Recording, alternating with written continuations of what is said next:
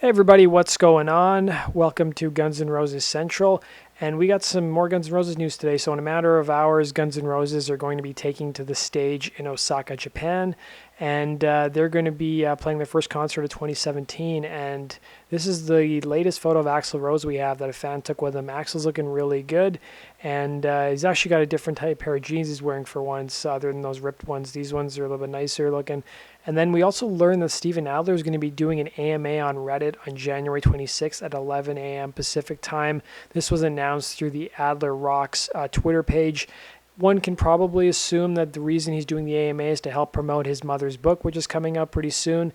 And he's probably going to be talking a lot about that. And, the question of Guns N' Roses reunion is going to be, I'm sure, asked by 3/4 of the people who show up to the AMA on Reddit, and I wonder if he's going to speak openly about it. I mean, it's up to him in terms of which questions he wants to answer, but there's going to be questions about whether he was offered the full-time gig and whether he'd be joining the band in 2017 and what the situation with Izzy is and how he reunited with the band and was able to make up with Axl.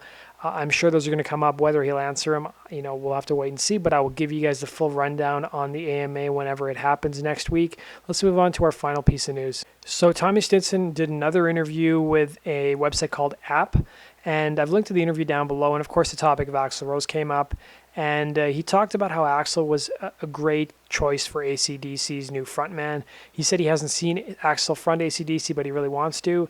And the guy who's asking the question said, talk about a guy who was born to sing AC/DC, to which Tommy replied, I totally agree with you. Axl is an excellent choice to front that band. I watched the first show he did with him on YouTube, and he totally killed it. I'm so proud of him since he's a friend of mine and completely owned it. I was supposed to go to the Philadelphia show, which closed the tour and perhaps AC/DC. I was on the list, but I have an 8-year-old daughter. She had school, and I just couldn't make it.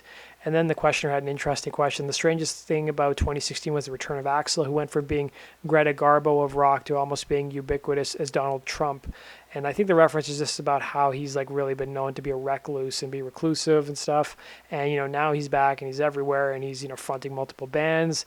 But, Tommy was really happy about that. So if you guys want to read the entire interview, it's down below. That does it for today's news, guys. Thanks for watching. And make sure you check out the first episode of my Guns N' Roses podcast.